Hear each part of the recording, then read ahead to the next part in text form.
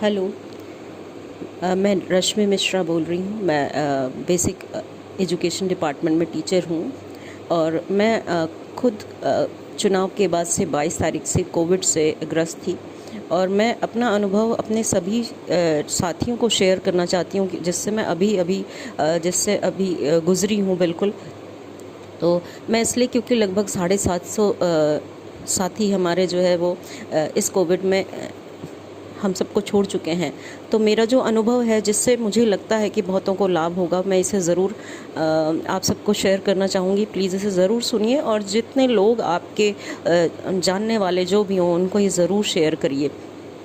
मैं पिछले 9 दिनों से कोविड से ग्रस्त हूँ और आज 10वां दिन है।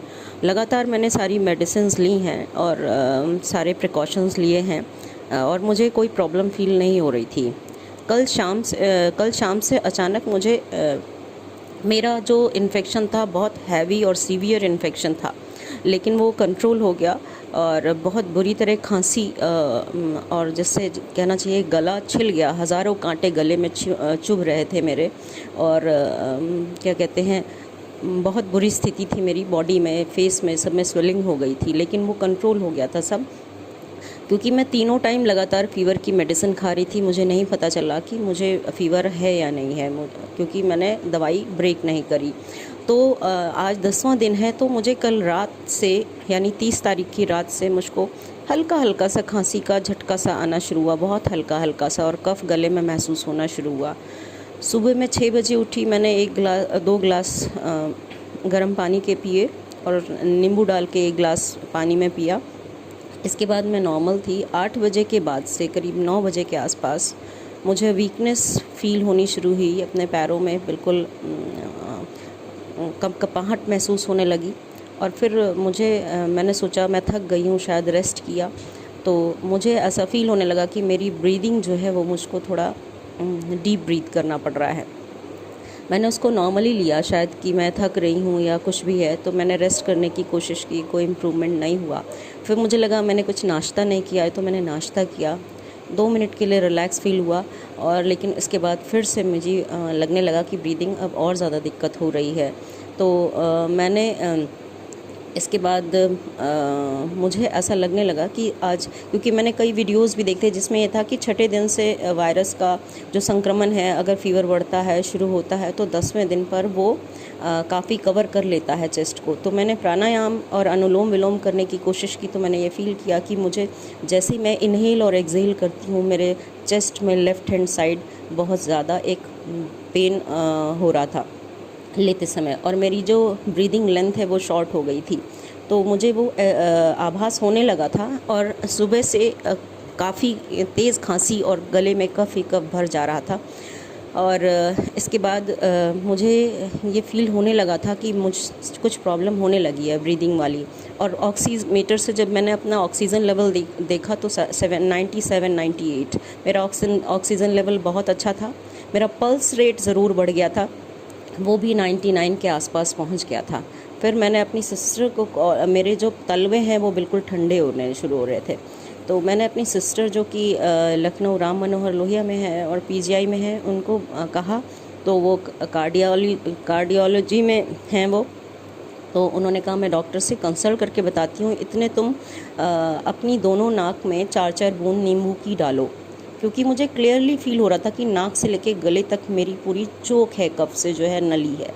मैं कितना भी उसको खराश करके या जैसे हम थूक को गटकते हैं करके साफ़ करने की कोशिश कर रही थी, कोई इफ़ेक्ट नहीं था।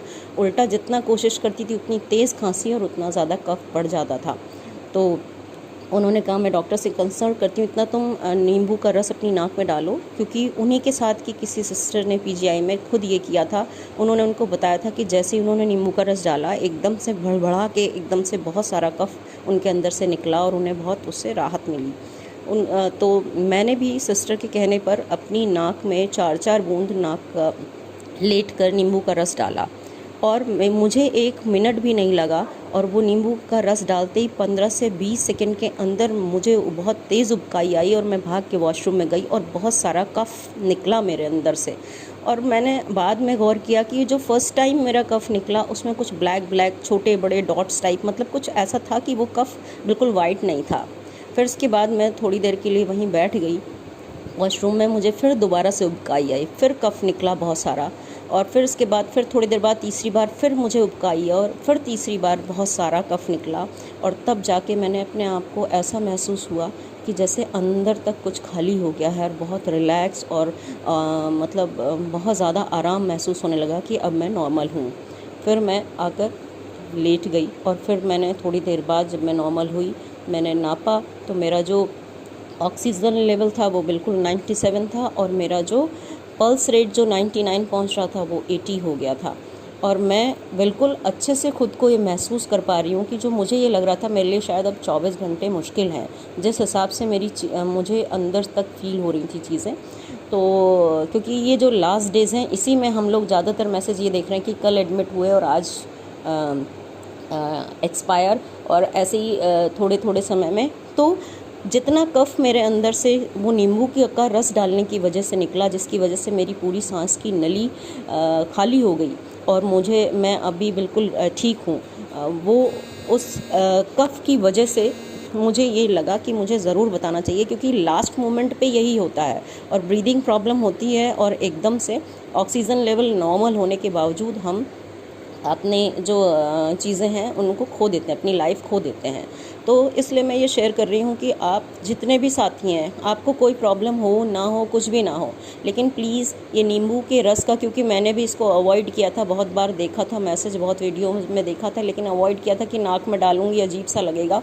लेकिन मुझे लगा अब तो कोई चांस नहीं है, अब तो मुझे ट्राई कर ही लेना चाहिए। तो मैंने ट्राई किया और उसकी वजह से मैं बिल्कुल सेफ़ फील कर रही हूँ खुद को। प्लीज़ ये मैसेज आप लोग जितने हमारे साथी हैं उन तक पहुंचाएं, जो लोग भी हैं। इसमें वायरल होने जैसा कोई इंटेंशन नहीं है, सिर्फ ये है कि मैं इस दौर से निकली हूँ कि मुझे ऐसा लग रहा था कि शायद ऑक्सीजन वेंटिलेटर, इवन मैंने ऐसे हॉस्पिटल्स में कॉल करना भी शुरू किया था, कोई फ़ोन ही नहीं पिक हो रहा था, कोई स्विच ऑफ आ रहे थे फ़ोन। तो आप लोग प्लीज़ ये नींबू के रस का, जो जितने भी आपके लोग साथ में इफ़ेक्टेड हैं उनको ज़रूर बताइए कि क्योंकि ये हमारे साथ के 2-3 लोग इस चीज़ को प्रैक्टिकल कर चुके हैं, मैं खुद कर चुकी हूँ और इसका इफ़ेक्ट आपको बता रही हूँ। क्योंकि जो म्यूकस होता है वो हमारी सांस की नली में ऐसे चिपक जाता है कि वो फिर किसी भी चीज़ से हिलता नहीं है, बिल्कुल कफ़ के रूप में वो चिपक जाता है। और यही चीज़ मैं फ़ील कर रही थी। और वही म्यूकस जैसे ही मैंने नींबू का रस डाला, ऐसा लगा जैसे उसकी सारी पकड़ ढीली हो गई है और वो नली में एक लिक्विड की तरह भर गया और अब मेरी बॉडी के रेजिस्टेंस ने उसको तुरंत बाहर निकाल दिया।